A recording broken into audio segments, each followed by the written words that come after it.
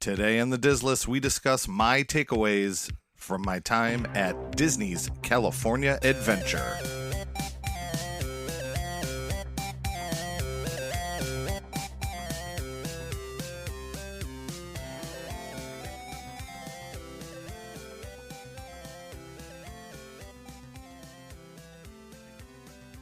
Welcome to the Diz List, the podcast that ranks everything in Walt Disney World. I'm Nick. And I'm Rob, and welcome to episode 42, where we discuss my recent trip to Disney's California Adventure. I am stoked for this episode because I know how much you absolutely loved your time in this park. You know, I did a lot of preparation for this trip, and, I learned a lot about Disneyland, and I was very curious about California Adventure. It's not that of course I was excited, but let's just say that you'll find out in today's episode how I really felt about this park. So I'm just going to give you a warning that I was thinking on the way over to record today about, this episode. And one of the things I decided was I think the listeners need to get also a synopsis. So Sure. What I mean by that is after you're done discussing the California Adventure, I'm probably going to ask a couple questions just overarching about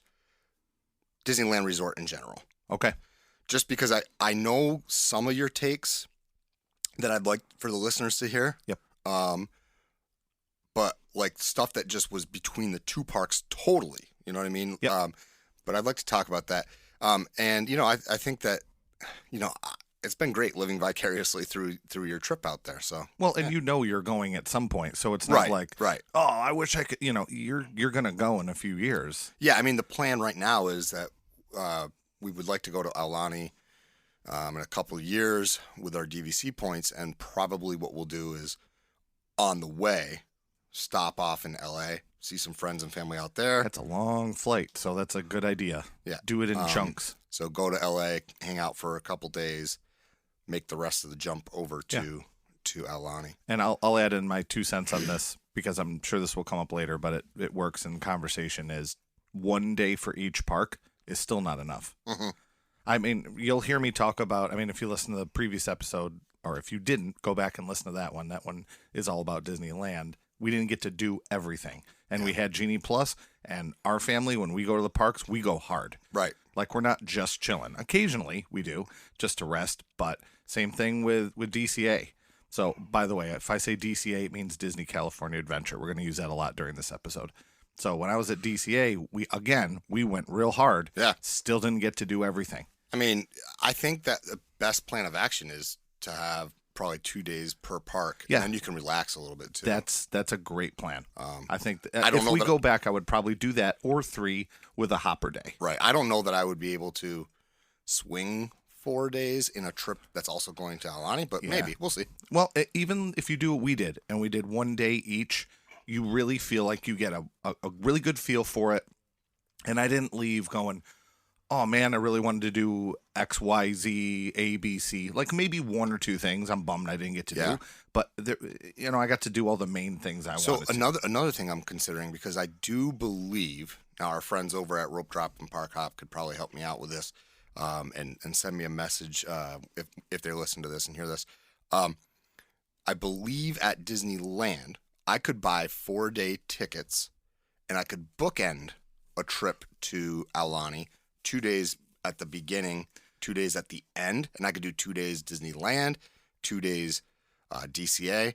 I believe, because I think it's 14 days you have to use your tickets, whereas at Disney World, it's different, which I don't understand. I never thought of that. That's a good idea because you have that X amount of time to use them. And you still have to do the park reservation at this point. But again, I mentioned this earlier, that's a long flight. Yeah. And you have younger kids. Well, they'll be old. I mean, I'm talking in 2 years. They're going to be. The flight from they'll be your New kids' York, age. the flight from New York to LA was long. Yeah. And imagine doing New York to LA to Hawaii. I mean, that's far. So I know. That idea seems perfect. Like if we were ever to do Aulani, I think that's the way to do it, is you just hang in Los Angeles for a couple days, stay in one of the local, also know this, that like it's not super close to the airport. I mean, there's multiple airports I'm aware. in LA, but well, I have family who lives like literally on the backside of Oh, you LAX. told me that. I Yeah. forgot you told me that. Yeah. So I could probably swing a spot if I needed to. Cool. I certainly would have a spot to like hang out, if it was a shorter layover, like just a one day. Yeah. I don't know if he'd want to have us at the house for 4 days, but hey, You'll be at the park most of the time. yeah, I'll see you soon, Jesse. Now you're going this summer. You're going to World, right? Yeah, I am. Yeah. So I've been meaning to ask you this. Like, how many days out are you? Can you book anything? We're just about at the century mark. I can't book anything yet, but we're in like the hardcore research what we want to do thing. Did you buy park tickets yet? Yes. Okay. Yeah. That's all. We've all gotten that all taken care of. And we have our park reservations, which I'm hoping that even by the time we get there, that doesn't matter. But who knows? It probably still will. I'd like to see them. We got park hoppers. I'd like to see them remove the 2:00 restriction on that. But you never know. You got them for everyday park hopper? Yeah. Good. Yep. That way you can go through Epcot if you need to and all that good stuff. Right. Well, we're staying at Bay Lake Tower, so the reason we added it was because we're walking distance to Magic Kingdom. So no matter what park you're at, you can do that at night. Oh, I want a snack. I want to go pay $10 for some egg rolls, or spring rolls, or wherever they are. Mm. Speaking of money and like food, in our research, we have always wanted to dine at Cali Grill. People who are longtime listeners know that we are a table service family and that our kids are foodies along with us, and we like a good restaurant. Where is California Grill? So California Grill is the restaurant on the top of the Contemporary, and we were so excited that they were going to be ending their what do you want to call it, the celebration meal that they had for the 50th, and they ended it, and they kept the prefix, and I'm like, what are we doing? I wish Disney would stop doing this, but I know why they did it, right? So right now it's $89 for a Disney adult, which means my son would be paying $89 because he, loves food like you, wants the big steak, right? Which is fine. That my son would have to pay or eat off of the adult menu. I'm fine with that because he would order off the adult menu. But my son does not need, nor does my table need, with the 4 of us, the 3 adults and 1 child, 4 appetizers, 4 entrees, and 4 desserts. We don't need that much food. I don't care. I probably would spend as much or more money if it were a regular menu, but I don't like being told you have to get it in this format. Yeah. And I've seen some reviews, and the sushi rolls don't look like they used to look at California Grill. The food is, looks amazing as far as the entrees go, but I just don't like that format. I don't understand. Well, take that back. I understand exactly why Disney's doing this. Yeah.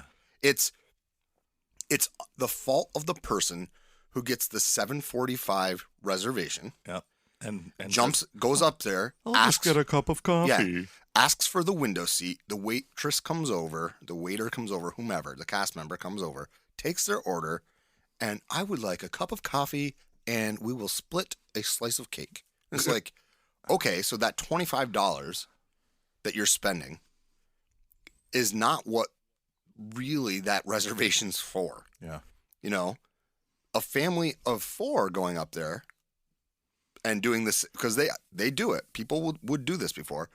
Spending $40, getting their kids some cake, getting them a cake, having some coffee, whatever, maybe a cocktail. That's not what that reservation's for. That reservation is for the people who are going to drop the $250, $300. And I'm sorry, I understand that everybody wants to hack their way into seeing the fireworks from up there. Here's an idea. Buy your meal there. Like, I don't get the idea that you would do that. And that's what's happened. Now Disney is like, well, we don't want to lose money. We want that table to have to spend this money. So now it's $89 an adult. No matter what. And $37.99 for a child. Yep. Which, like I said, the money is not the issue. The issue is I don't like being told this is how you're going to enjoy your meal. You're going to enjoy it with, and they take the whole order at the beginning. I don't like that. Like, I'm not going to know before I consume my steak what dessert I'm in the mood for. If I'm super full, I'm going to get a different meal than if I'm like comfortable, right? I'm not going to get a big, huge slice of cheesecake or, a creme brulee if I'm full, super full, right? I'm going to be looking at like maybe the sherbet or, sorbet, I should say. Not sherbet. Where did I get that? I don't know. Sorbet. I always used to say that. Yeah. I know, but like it's sorbet that they would have, not sherbet. Sure. Bert. Sherbet. It's Bert. I'm sorry. We can have the vote on this too. Sherbet is not a thing. Sherbet. Nah, I'm on the same team as you for this one. Okay. Anyway, but that's some of the stuff with food. Oh, exciting news! My favorite breakfast meal is coming back. Garden Grill. Oh, right. The rotating restaurant in Epcot. Yeah, you told me about that years ago, how much you loved it, and I've been trying to get that. It's back. Good. I'm so excited. And I wanted it for breakfast because they had it at lunch and dinner for a while. No, they currently. Yeah. They brought it back, and that's what it was. They did not bring back the breakfast. Yeah. We weren't planning on doing that many breakfasts, and then this came back, and I was like, all right, we're gonna do this one. Yeah, I would too. So yeah, that's what's going on for my planning stuff right now. That's a good one. But we're gonna head off to the halftime show here, and again, the halftime show this week once again is brought to you by Podcast Mics for Magic.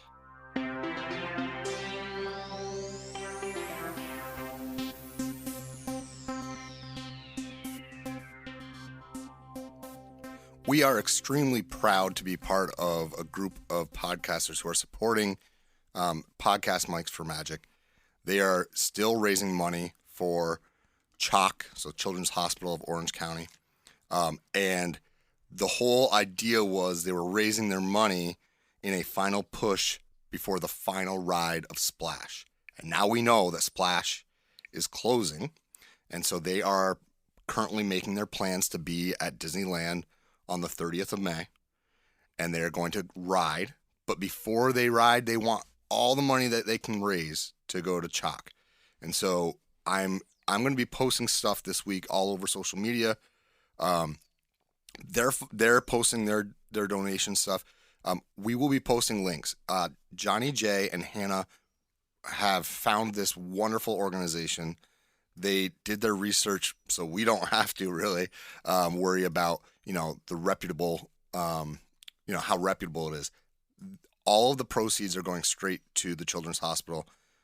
They're going to be there riding Splash that final day. They'll be wearing T-shirts that kind of like identify them, everybody who's going to be out there with the crew. We can't obviously just drop everything and go. We would love to be able to be out there, but I'm going to be posting some links. So my call to action this week isn't about following us. It's not about sharing us. It's about really spreading the word about this fundraiser for CHOC. So if you could go and check out Podcast Mics for Magic on Instagram, that would be fantastic. And please, any donation, no matter how small, is definitely very, very appreciated. Want to make a podcast? Spotify's got a platform that lets you make one super easily, then distribute it everywhere and even earn money, all in one place for free. It's called Spotify for Podcasters, and here's how it works. Spotify for Podcasters lets you record and edit podcasts right from your phone or computer. No matter what your setup is like, you can start creating today. Then you can distribute your podcast to Spotify and everywhere else podcasts are heard. Video podcasts are also available on Spotify. When you want to take your conversation with your fans to the next level, Q&A and polls are the best way to get them talking. With Spotify for Podcasters, you can earn money in a variety of ways, including ads and podcast subscriptions. Best of all, it's totally free, and there's no catch. When we discovered Spotify for Podcasters, we unlocked a door to a world where we could celebrate our passion, and we could create a community around what we love. I highly recommend you give it a try. Download the Spotify for Podcasters app or go to www.spotify.com/podcasters to get started. Welcome back. Today we're going to discuss Rob's takeaways from Disney's California Adventure. But before we get to that, Rob has some groveling to do, some apologies to make. Yes. Go ahead. Yeah, so last episode I left out something very crucial, and that was my wife's favorite ride, which is Small World. And it sounds like I'm about to say something because I'm forced to, but I'm not. Like, I legitimately forgot to talk about Small World and how. So I shouldn't mention the knife to your back right now. No, I'm kidding. No, Small World was really cool. So Small World in Disneyland, obviously it's the original, and it has a couple things that the Orlando one doesn't, and those two things are sort of the outdoor facade on the outside. They have, it's almost like sculptural, where they have Mary Blair and Rolly Crump did their little sculptures on the outside, but you also get to take your boat uncovered. Maybe that's a better way to put it. Yeah. Because in Orlando, the boats stay inside the whole time. So you go on a little bit of an outdoor boat ride, which could be more difficult, I guess, if it was raining. But I don't think it rains too much in Los Angeles, except for this year. I think it does rain quite a bit. But the inside, I would say, is different. It's not exactly the same as the way it is in Walt Disney World, but it's just as good, in my opinion. I think the inside is really well done. I really enjoyed the ride. I thought it was good. I'm not one of those people that's like, oh, geez, we got to do Small World. Like, that's not me. I really enjoyed it, and it was definitely a plus. And I should have mentioned it last time, and it just didn't come up in conversation. There were a few things that didn't, but Small World was great. So I'm glad my wife brought that up, and yeah. Well, now we can proceed, now that we took care of your apology, which is a very heartfelt apology to your wife who loves Small World. And obviously my daughter is going to like that too, because she loves it too. She's a big Small World fan. It was good. It was good. So what I'd like to do is just start us off with the vibe you got from that entrance area.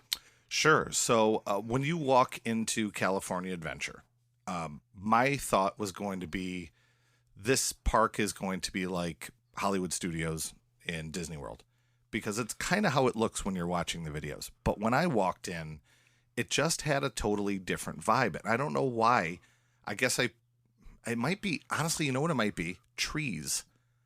Yeah. Because when I'm trying to think of it now, and I'm thinking of the two in my head and comparing it A and B. When you walk into DCA, there's still trees all over the place. Yeah. And they don't really have that at Hollywood Studios. Or do they? And I'm just not thinking about it. They don't. I mean, at Hollywood Studios is pretty barren. It's kind of like just a land. It's not a landscape, so to speak. So I actually, in our studio here where we're recording, I have a video up as a park walkthrough, and I'm showing Nick right now. Yeah. You can see the screen where you are. Yeah. See how there's just trees everywhere, and this whole middle area, this hub that you walk into, it's all modeled after and supposed to look like you're in California. And then from that middle hub, you can break off into the section of California that is themed towards, the forest and north. Trees. Yep, off to the side. And then you can go off to a land within DCA that's called Hollywood Studios. Did you know that? I didn't know that. I did know that. Yeah, it's cool. So there's a whole section that's called Hollywood Studios. There's Pixar Pier, which I'm sure we'll talk plenty about. There is Cars Land. Mm-hmm. There is Marvel Campus, Marvel Avengers Campus. Yep. That's it. Avengers Campus. And then there's kind of an area that I don't think it necessarily has a name, that is kind of connected to the Pacific Wharf, which is like a restaurant area, and then kind of where Little Mermaid is on the far side, where you can view the nighttime show that's called World of Color. Okay. So that's kind of how the layout is of the entire park. All right. So let's start at in that front part. Let's pretend you're going off to the right there, where it's more, or it's off to the right. Mm-hmm. And you've got Soarin' over there, right? Oh yeah. Yeah. I don't know if listeners are going to want to hear my take on Soarin'. So go ahead and give us, because I know your take. It's not good. Yeah. So Soarin' Over California, is currently what's being shown over there, right? It is, for a limited time, probably for a reason. Because I always thought, well, why don't they just always make it that? Why don't they always make it Soarin' Over California? And they're bringing it back for a limited time, and I just didn't understand why until I saw it. So people are like, wait, why? Why is it not? So when you ride Soarin', for people who've never ridden it before in either park, so Soarin' generally is soaring around the world, where you get in this thing that's kind of like a ski lift, and it lifts you up in the air. Our friend Mark hates it because he doesn't like heights. Yeah. So they bring you up in the air, and it looks like you're flying through, all these different places in the world. Tahiti, and then you go down you kind of swoop down by an elephant, and an elephant grabs like a trunk full of dust and throws it up in the air. And as you go through the dust, it slowly transitions you so cool into Germany. I love that ride. Or whatever you're flying over. The American Southwest, or yeah. It's just beautiful transitions. The music is great. And artistically, it's very well done. It is. Unfortunately, in California, when you do Soarin' Over California, which is just a different version, literally they're just playing a different movie. The way that they edit the movie is so harsh and jarring. You feel like you're flying over, Napa Valley with all the grapes. Yeah. And so it's this beautiful thing. And then all of a sudden, out of nowhere, there's no crossfade. There's nothing. It's just like, boom, you're in a new place. There's no kind of transition whatsoever. It really bothered me. I'm sure it at least lines up with the music, right? Not really. And then they just blast these random smells. Like, didn't really match anything. Like, this, maybe they were supposed to, but they didn't. When you're in Napa, they didn't like make you smell like a wino. Kind of. And I remember that when we were in Napa, they gave me and I said to my wife, it smelled like a combination of grapes and apples. It was just a really weird, harsh smell that was like fruity, but not grapey. Gotcha. I don't know. I didn't love it. I was hoping I would. Yeah. And truly, though, I'm glad I got to see it. Right. Because now you're not missing anything. Right. And I'm curious. Again, I'm probably going to get some hate, but it is what it is. I'm curious for our listeners, if you like one better than the other and why, I would really like to know. Yeah, because I got the impression when you told me about it that you really did not like it. No, I was let down. And so listen, if I got the footage of Soarin' Over California, someone gave me that footage. Right. And I downloaded it to my computer and I edited in some crossfades and had it match up with that classic Soarin' music, I think I could fix it. Right. That's the thing. Is like, and I'm just an amateur dude. Like, well, I'm not. Yeah, I'm not. I mean, you do. Yes and no. I mean, you teach classes in it, but still, like, that AI can do a better job. Yeah. I mean, that's the thing. Like, Instagram now recognizes like where the beats are in a song and helps it will auto do your reels. It's cool. Like, so why can't they have done? I don't know. I don't know. That stinks. I'm sorry for you. Yeah. Luckily, we got Genie Plus that day, which, side note, was very helpful, especially if you're going to the parks for only 2 days. It was helpful to have that to be able to skip some of the lines. So I'm glad that I did that. That takes our negativity out of it, I think, because I think pretty much everything else you have to say for the most part about the park is like super positive. Yeah, for the most part. There's a couple of things I thought could be better.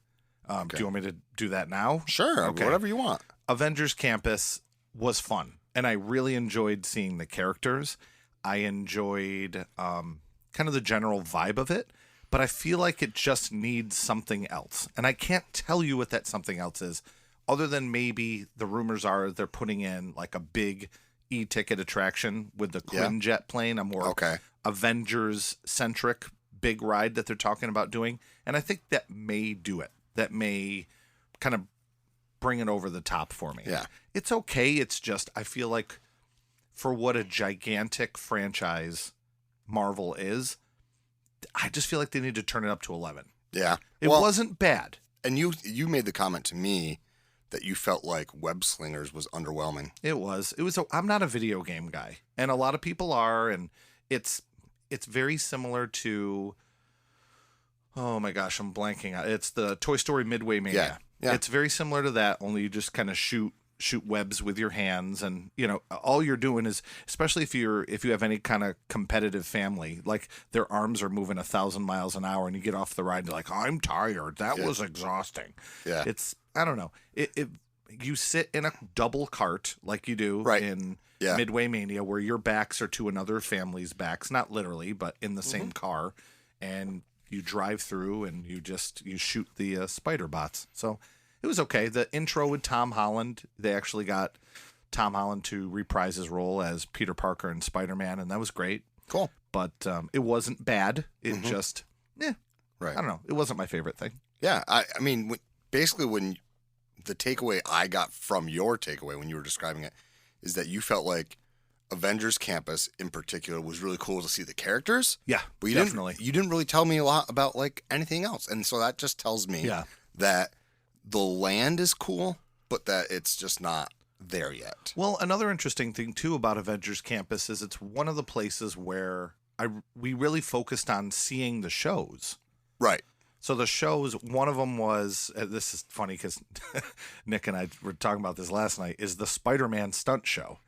So and it's fine. I will admit I'm wrong. I won't out you. And I will admit it. Like I'm not, it is what it is. So Spider-Man does this stunt show. He comes out and he does flips and all this. It's very short. I think it's only like a short 5-minute show. But then they had this animatronic Spider-Man that they rocket up into the air and it does flips and then it lands in a net. And that animatronic had crashed at one point. Correct. And that was all over online. And then I didn't really know anything else in between about it. I go and I watch the show and it does a different type of flip than it did originally. So I looked up and I went, oh my God, that was a real guy. and Nick's like, no, it wasn't. I go, it looked like a real guy. If it's not, I'm shocked. So he looked it up and my wife looked it up and they're like, it's not a real guy. I'm like, that's crazy. And I wasn't mad. I was just like, you got me. Like, I was convinced that was, like Spider-Man had to climb down in a thing and they slingshot him up in the air. I would have loved, I'm sorry. No, it's fine. Because I'm trying to think of like the meeting that would have had to take place between like the actuaries who do like the risk assessment and like, what our idea is to rocket a human being from one building to another. And the actuary or the insurance people are like, yeah, totally. You can do that. You're right. Like, so I'm just laughing at the prospect of actually like launching a real human the way that animatronic is launched. I was convinced. I'm like, how did they do that? No, I get it. So do you want to keep talking about Avengers Campus or can we? And I'll finish it off. Yeah. Doctor Strange show was really cool. You showed me the footage that you had of it. We got most of the video. I would recommend if you're going to watch the Doctor Strange show to get in line early and get right up in the front because it is very cool. The actor, I'm sure they have multiple actors that play Doctor Strange. The particular guy we got sounded just like him. Yeah, he looked like Cumberbatch. It was great. And they have guest Avengers that come out during the show. Mm-hmm. I won't give it away because it's a great surprise, but it was awesome. And then the grand finale, they took the Tower of Terror and they rethemed it into Guardians of the Galaxy Mission Breakout. It was awesome. It was so good. I've heard it's better. Oh, definitely. But it's also more intense. No? Yeah, I think so. I think the reason why I liked it better is I was laughing. So when I go on Tower of Terror, I'm laughing because I'm having so much fun. But it's supposed to be the scary thing at the same time. Right. Like I'm not frightened. I'm laughing like, this is awesome. This particular ride took that part of my experience of the laughing and having a great time and played, I have it right here. They played Jackson 5, I Want You Back. Okay. So Jackson 5 is blasting. If you're familiar with that song. It's a fun song. Yeah. And intercut with all of the Guardians of the Galaxy and just funny footage. Right. Like it shows Star-Lord getting like, looks like he gets eaten by an alien and you're laughing and then you drop and you're laughing and then you watch more footage. Which is so much fun. Which is why I think a lot of times like people will younger people will shy away from Tower of Terror. Yeah. So like I could see my daughter not wanting to go on it just because of the scary part of like the elevator showing down with the ghost and whatever, like that being, but she wouldn't have a problem with the drops, I don't think. Yeah. So I think honestly that the Mission Breakout looks like something I would love to do. Yeah. I knew that you were going to enjoy that one, but I wasn't prepared for you to say how much more you enjoyed that one. And we were talking last night about all the different Marvel characters that we saw. And I think it got to the point where if you're looking at like the main Avengers and the main characters that are in the movies. Yeah, you saw a lot. There were very few I didn't see. You said you didn't see Hulk, right? We didn't see Hulk. We didn't see Captain Marvel. We didn't see, oh my gosh, I'm trying to think of the more recent movies who wouldn't have been there.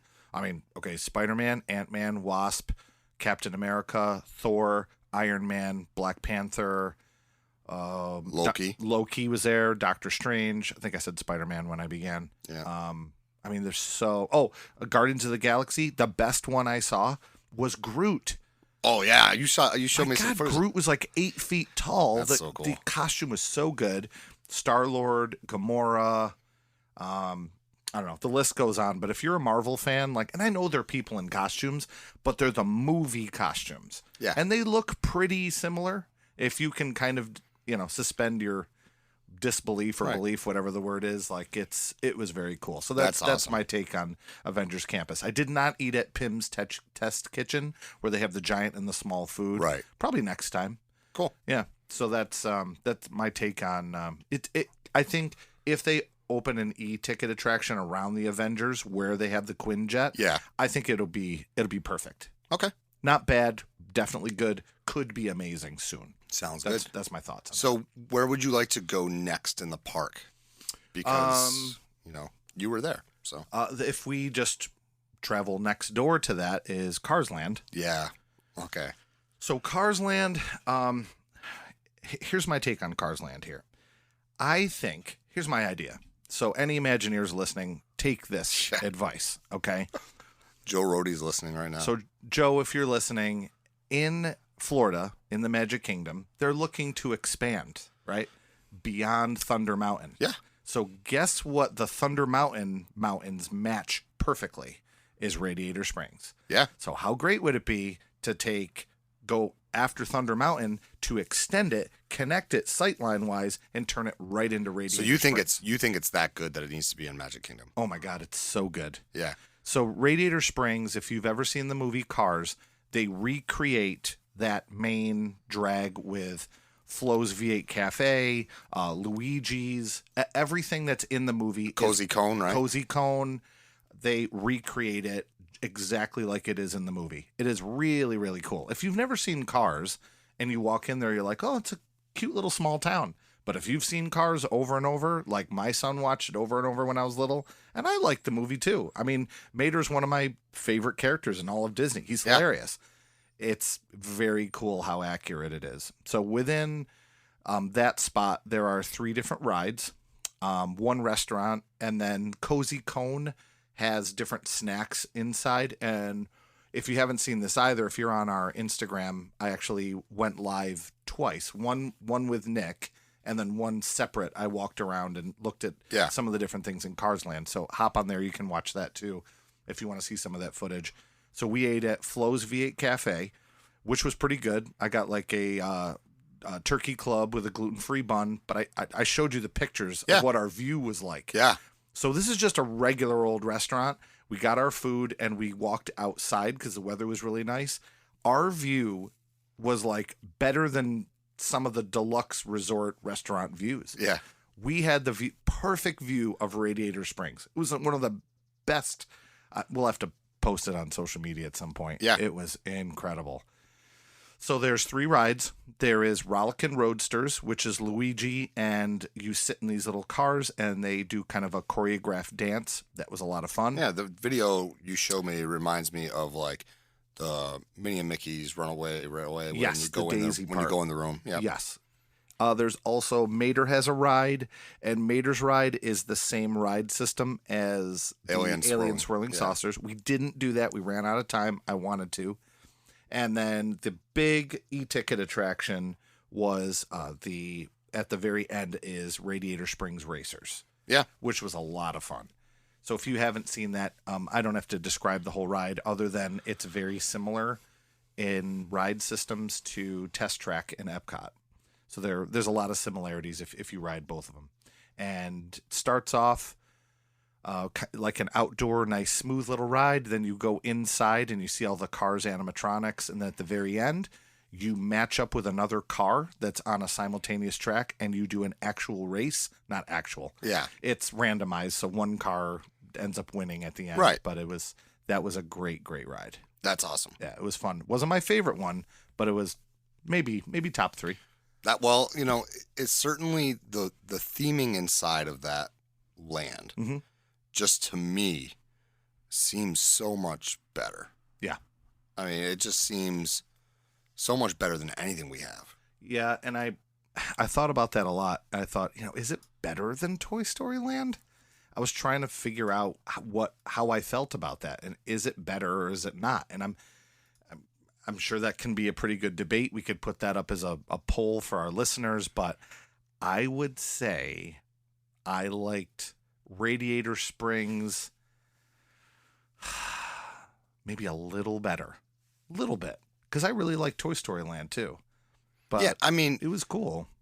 I just think that like you said, if you've seen Cars and you've enjoyed Cars, then those lands are gonna see. That's a very good point. Hit different. If you're not a Cars person, you may just be like, "Oh wait, Toy Story Land's way better because they have the lights up above." And I went back at night and I got to see it at night and during the day, and both were incredible. I really enjoyed it. Yeah.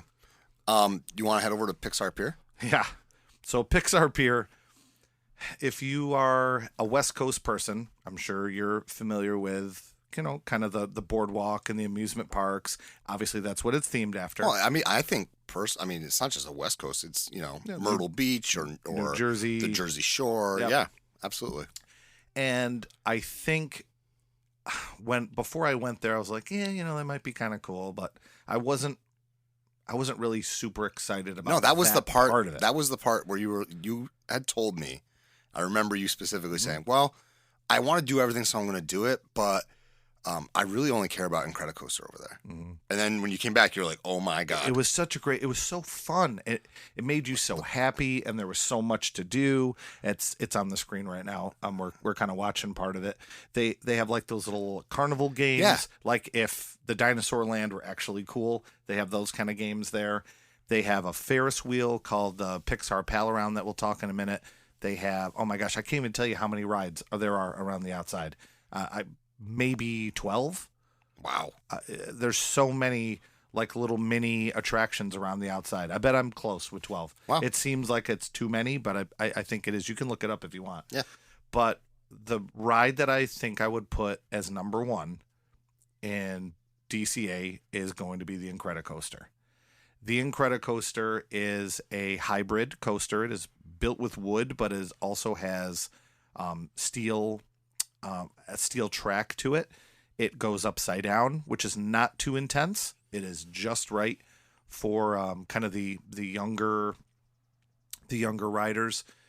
It's one of the longest roller coasters, I guess in North America that they boast, but it has just a great story. So the story for the Incredicoaster has to do with you have to find baby Jack Jack. So along the coaster, you have speakers in your ear that's narrating what's going on. So you can hear Edna and Mrs. Incredible. What does she go by? Incredible? Elastigirl, right. She's not Mrs. Yeah. Elastigirl. And she's kind of like, those two are narrating the story of how we got to find Jack Jack. And they have little statues set up around the ride. It tells a great story. And it's a long story. I can't remember how many minutes it was, but it was significantly long. A lot of fun on that ride. It's one of the few photo pass opportunities that you have. That photo actually came out pretty good. Yeah, that one did look good. We rode it twice, so we have two of them. Mm-hmm. And after we rode it once, we knew where the actual photo was. So my son and I posed for that. He pretended he was asleep, and I did a thumbs up. Yeah, which is his funny go-to. Like he's sleeping on a roller coaster. Yeah, right. Yeah. Or maybe he fainted. That'd be funny too. I think actually that he did that a couple of times on our last trip together. Yeah, too. he did. So on my if I'm doing an unofficial Diz list, I'll give you my top 3 so far. Since I've covered all of them at this point, I would say number 1 is going to be Incredicoaster. That was my favorite. Mm-hmm. I would say number 2 is Guardians of the Galaxy Mission Breakout. That was 2. And I would say number 3 is Radiator Springs Racers. Those would be my 3. And then if we do our typical top 5, if I were to go to 4 and 5 at this point, I'd have to think for a minute. It probably wouldn't be Soarin'. The Ferris wheel was fun. I don't know if I would put that on the list. I'm trying to think of I'm things. shocked you got your wife on that. Because she did great. She and I both share an irrational fear of Ferris wheels. Yeah. She did pretty well. She was a trooper, and she just kind of looked down, and like I was, because we brought in snacks. So I was sitting there eating Cheetos and like looking around. Yeah, that's a taking hard no. pictures. If you're moving on a Ferris wheel with me, you're about to get punched in the teeth. She was like, she did really well. The kids did well too. It's so weird for me because like on the Skyliner, I'll stand up, I'll look around. On a Ferris wheel, if you are breathing wrong, I'm going to get mad. Can you explain to our listeners, because this would be funnier if you explain this, even though I was there. Can you explain the two different types of cars you can ride in on the Ferris wheel? Oh, yeah. This will be way funnier from you. Well, you've got the ones on the outside. The stationary.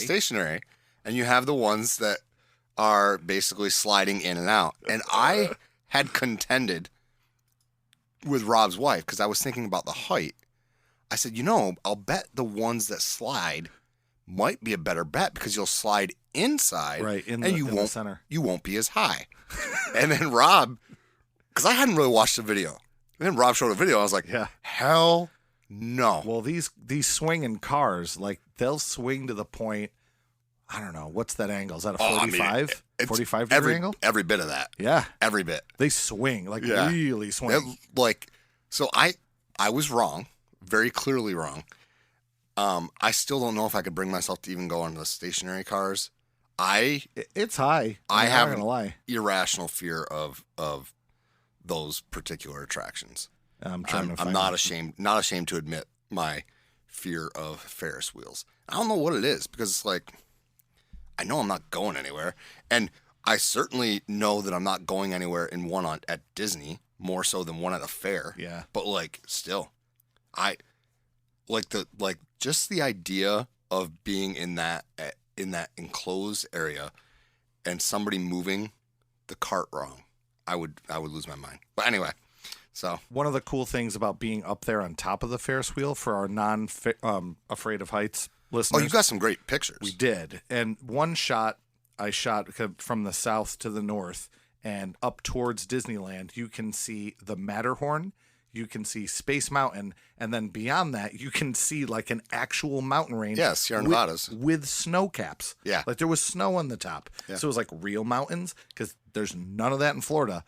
I forgot which one. I think they said Space Mountain is like the tallest mountain in Florida. That's crazy. Yeah, that's wild. Yeah. So Pixar Pier was great too.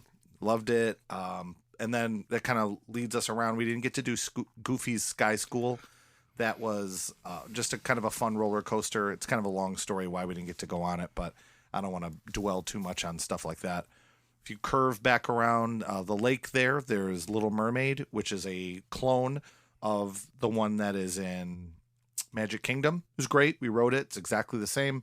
I don't have any opinion because there's no difference. Well, I know you don't want to dwell on that.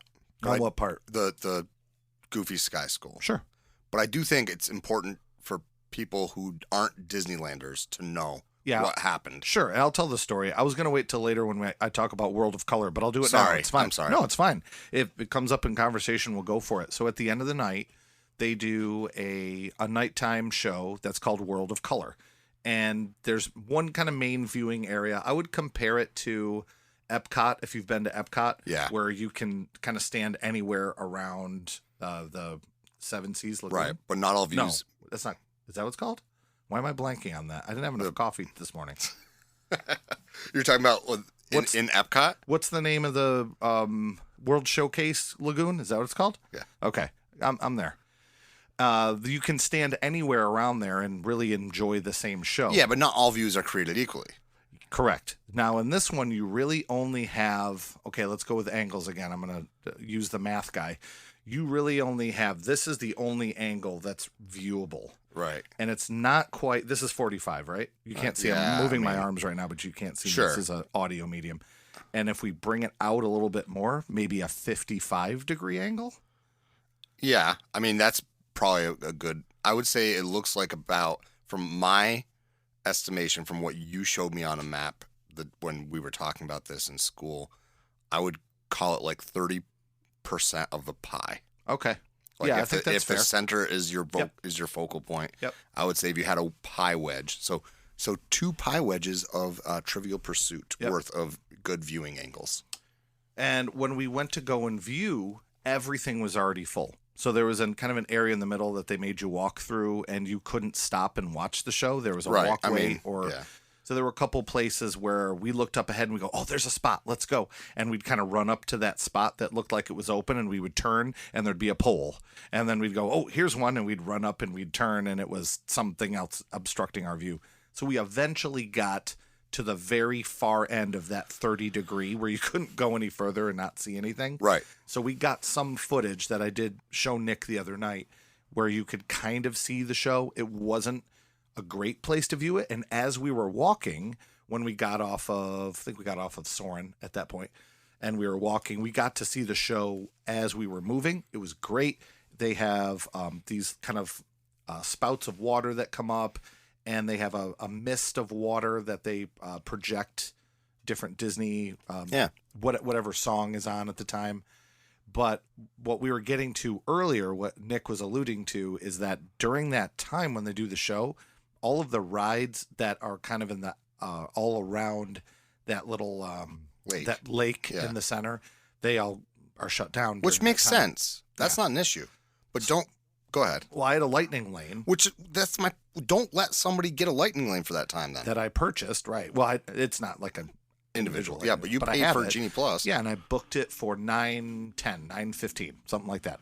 And the show started at 9 o'clock. So we're making our way over there to get on Goofy. And they're like, sorry, you can't ride it right now, but you can use it on any other attraction. So we're pretty far into the park where if we want to use it on another attraction, you got to really walk. Because the closest thing is, oh my gosh, I don't even know.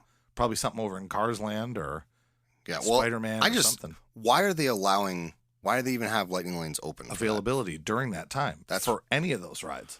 I mean, in the end, it probably worked out better because you had a lightning lane that you could use on anything. Yeah, but then we did for the end of the night. So, I mean, I just think it's important that people know that, like, hey, during this time, you can't ride these attractions, which it makes sense. I don't have an issue with them not having the attractions running. I have an issue with them allowing you to book a lightning lane during the time that they know they're not going to have the attractions running. Yeah.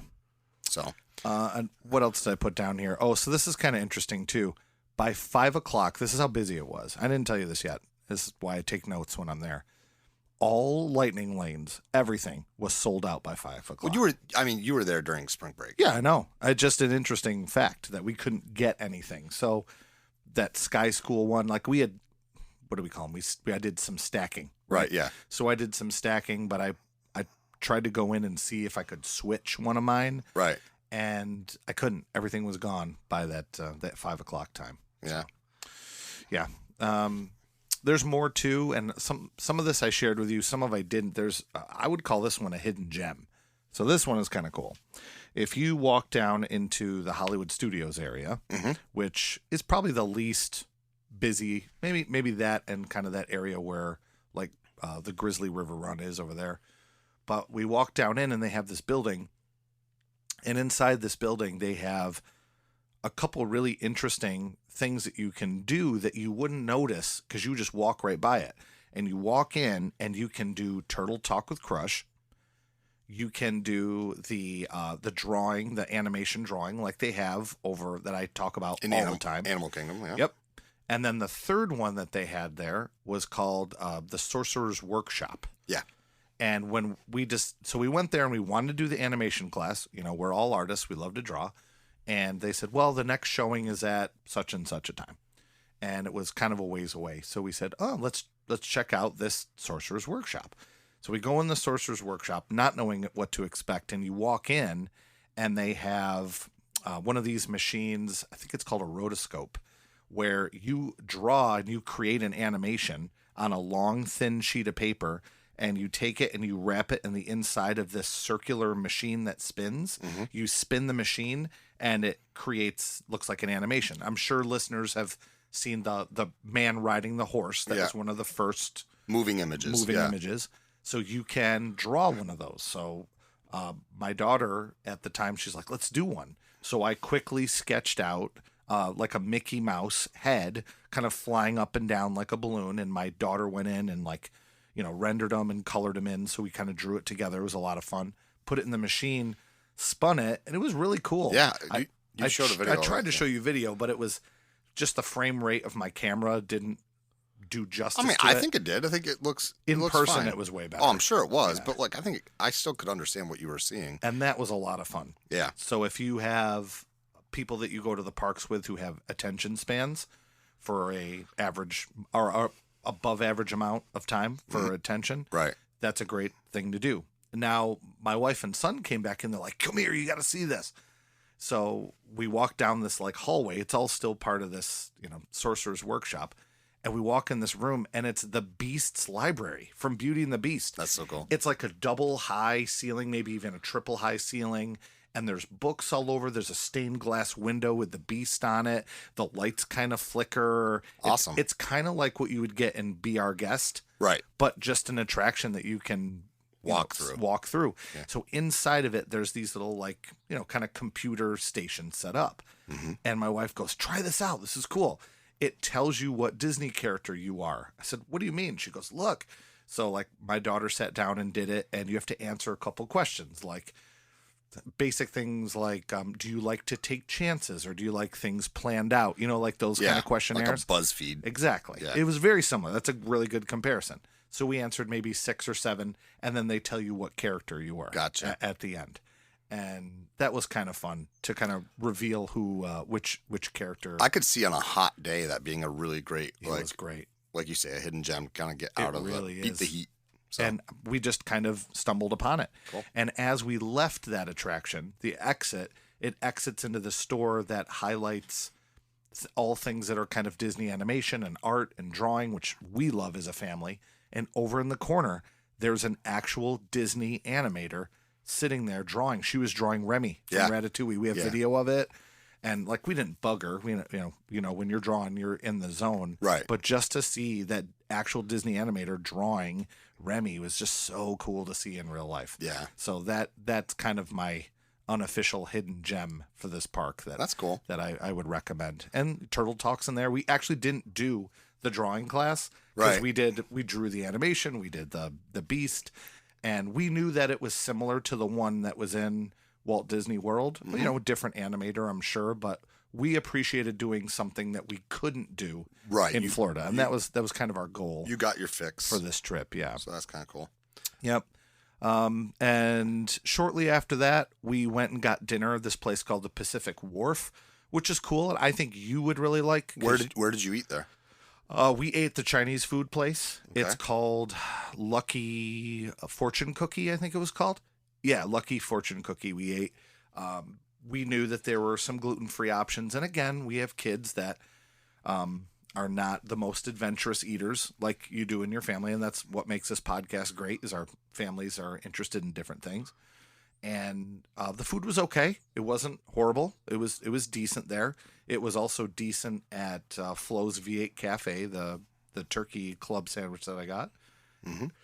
And oh my God, there's a funny story. I didn't tell you this. I've been waiting to tell you this story too. I didn't want to give everything away because we'll chat obviously off air. Nick and I are friends, but so we're eating at the Pacific Wharf. So the Pacific Wharf is kind of it's sort of like a food court, but not really. It's outdoors. There's lots of different places you can go in and get food, like all these little restaurants all together, and then this giant outdoor seating area. Right. Really classy. Really kind of that Pacific vibe. It was great. So at one point, we look over to the side, and it's kind of the back entrance to Cars Land. Right. And this guy, we hear somebody go, "Attention, California Adventure!" And we look over, and it's just this guy, probably this, I don't know, 55-year-old guy. So not yelling. Not a cast member. No. "Attention!" And I'm like, oh, he's going to give us some weird statement or something political or "Attention, California Adventure. It's our first time here. We're having a great time. Put your hands in the air like you just don't care. Woo!" Like Ric Flair. And everyone just looks at this guy and pauses. And then everyone starts clapping and putting their hands and saying woo. And then my wife turns to me and goes, "I bet you that was a dare." I have to tell you that I picture in 10 years Rob doing the same thing to his family to embarrass the heck out of him. Like, here's what I picture. If he's about that age, right? He's at 55-ish. Yeah. I picture he's there. Years. I picture he's there with like his son or daughter who is probably like maybe dating somebody and brought them along, and he's like, "Watch this." I don't know if I would allow that. What do you mean? You don't know if you'd allow what? Them to bring anybody on our trips. Oh, well, at this point they may be even engaged. If he's like 55, 60, yeah, and I they don't could know be if I would even engaged. I don't know if I'll allow it. okay. Well, you you do you. But my point is, it's a heck of a way to embarrass the hell out of your children. That you did not tell me that, and that is a gem. That's a gem right there. But I still picture you doing it. Oh my gosh. And then you wanted to end with kind of some general notes. Yeah, We're getting close to closing here, so yeah. I have some overall overarching things. Yeah. You can ask questions. I have a question for you because I know your take on this, and I was shocked about your take on this. Sure. Food. Yeah. And my question is, Disney World, Disneyland? Disney World. Yeah. Disney World had better food, and we had heard that the quick service was better in California, and especially in Disneyland, our quick service meals were bad. Yeah. They were not good. And I thought the food in California Adventure was good. It was average, but with the bad food that we had in Disneyland, I would rate it lower. So I think that one of the comments you made was that it was really difficult for somebody with celiacs at Disneyland. It was tougher. The options were much more limited. So if you're a West Coast person who's listening and saying, well, there's this and there's that, it wasn't, I would say we did our research to what was available as far as gluten-free, and there's a heck of a lot more available in Orlando. And, partially because we're there a lot and we know where we can go, but they're, and again, I have 2 kids that are not adventurous. I don't want to call them picky because they'll eat different stuff. Yeah. But they also, you're there for your kids, and a lot of times you go to places they want to go, and that's fine too. And I know you commented last week about the crowds at Disneyland. Mm-hmm. Was it a similar vibe over in DCA? Yeah, it was basically the same. Everyone was very laid back and friendly and cool, and people weren't getting angry and bent out of shape and screaming and starting fights and yelling at cast members. I mean, it's so common in Disney World to see. Yeah, I don't even bat an eye now. It was so cool. It was so laid back. There, let's see, what did I notice? There were a lot of punk rock, hardcore, and metal people our age walking around, and I fall in that category too. So we can, we saw a lot of them. We saw very few Disney Dad shirts. If I were to give an estimate, when I go to Disney World, we'll go home seeing probably, I don't know what, 150 Disney Dad shirts, 200. And it's a joke we have. So when we bring that up, and if you're a person who wears the Disney Dad shirts, we're not insulting you. We're just saying wear a different shirt.